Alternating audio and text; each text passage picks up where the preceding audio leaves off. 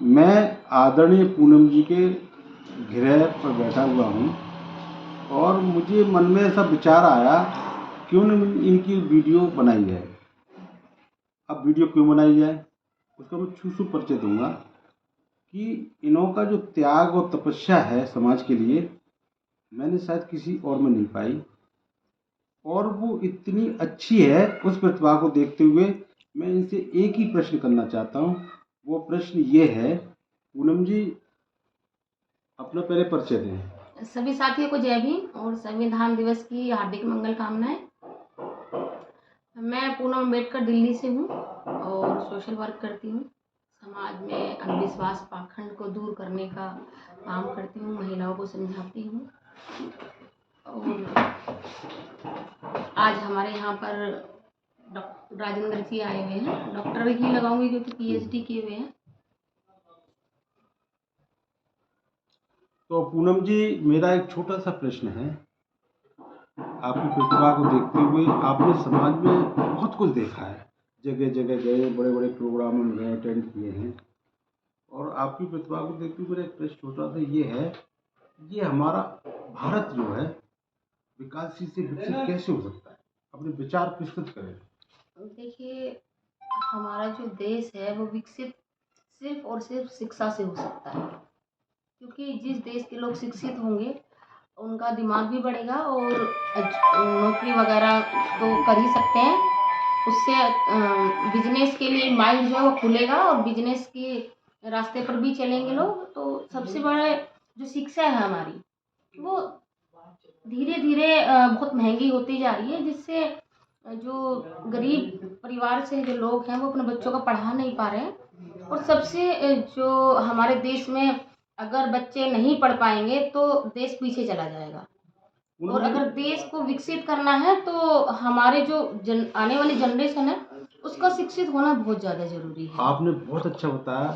शिक्षा वो शेरनी का दूध है जो पिएगा वो धाड़ेगा। इसके साथ साथ जैसे कि मैंने आपको बहुत सुना है और बहुत नज़दीकी से जानता हूँ, जैसे आप एक बहुत अच्छा विचार देती हैं कि अंध भगाओ और देश बचाओ। तो मैं जानना चाहता हूँ कि अंधविश्वास जब देश में ख़त्म होगा तो विकासशील से विकसित हो सकता है कंट्री?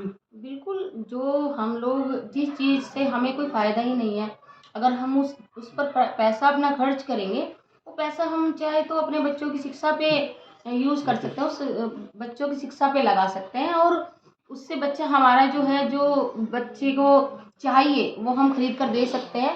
और जैसे हम पैसा अपना अंधविश्वास पाखंड पे यूज़ करते हैं तो क्या होता है कि हम अपने बच्चों को पूर्ण शिक्षा नहीं दे पाते। वो पैसा जो गरीब लोग हैं वो रोज लाते हैं, कमा के रोज खाते हैं, तो वो क्या करते हैं कि अपने बच्चों को अच्छी तरह से शिक्षित नहीं कर पाते। जैसे एजुकेशन में जो ट्यूशन वगैरह है, कोचिंग वगैरह है, वो नहीं, क्योंकि आपने देखा है कि बड़े बड़े उद्योगपति के बच्चे तो कॉन्वेंट स्कूलों में पढ़ते हैं, बड़े बड़े हाई स्कूलों में पढ़ते हैं, और हमारे जो गरीब लोगों के बच्चे हैं वो सरकारी में पढ़ते हैं। और सरकारी में देखिए, वो तो फर्राटेदार इंग्लिश बोलते हैं, और जो सरकारी स्कूल के बच्चे होते हैं वो उतने तरीके से एजुकेटेड नहीं हो पाते अच्छे तरीके से। इंग्लिश इंग्लिश तो बहुत दूर की बात है, हिंदी भी नहीं पढ़ पाते हैं।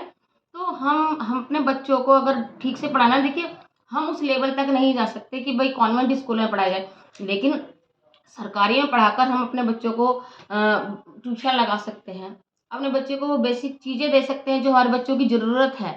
वो पैसा जो हम उधर लगाते हैं, अंधविश्वास पे जो पैसा खर्च करते हैं, वो पैसा अपने बच्चों के एजुकेशन पे लगे, जिससे कि आपका भला तभी हो सकता है जब आपके बच्चे एजुकेटेड होंगे।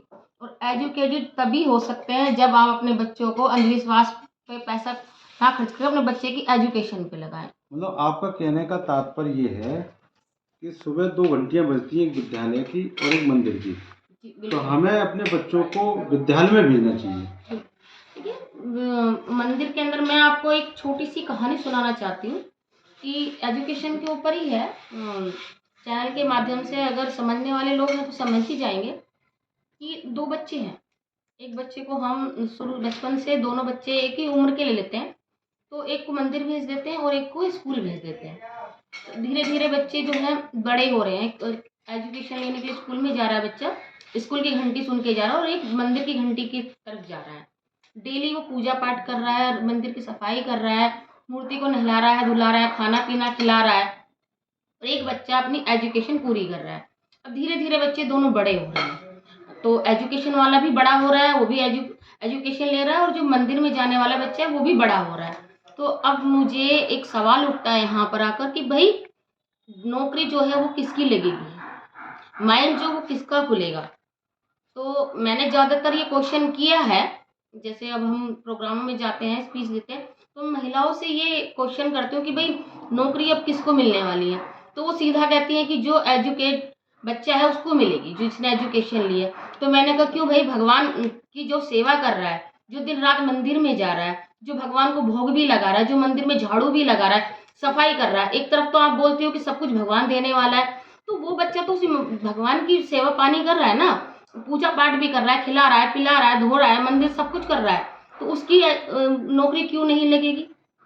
तो यहाँ आके पाखंड जो है वो वहाँ खत्म हो जाता है और एजुकेशन जो है वो जीतती है। क्योंकि देखो खुद से ही अगर हम सवाल का खुद से ही जवाब निकल जाता है कि जो एजुकेशन ले रहा है बच्चा उसी की नौकरी लगेगी, उसकी नहीं लगेगी। जो अनपढ़ है, जो सेवा पानी कर रहा है, जो भगवान की रोज पूजा कर रहा है, उसकी नहीं लगेगी। तो यहाँ सब मैं कहती हूँ कि सबसे बड़ी जो है वो एजुकेशन। अगर आप अपने बच्चों को एजुकेटेड करेंगे, अपने बच्चों को पढ़ाएंगे लिखाएंगे, तो आपके बच्चे की अच्छी नौकरी भी लगेगी। अगर नौकरी भी नहीं लगती तो उसका बिजनेस माइंड हो जाएगा, दिमाग खुल जाएगा और वो कहीं ना कहीं रास्ता खोल लेगा अपने लिए आगे बढ़ने के लिए। यानी कि आपका कहना ये है कि हमारे शरीर में जो मुख्य धारा होती है, और मुख्य कहना चाहिए जिसे हम ब्रेन कहते हैं, बुद्धि जिसे कहते हैं, वो थर्ड आई होती है।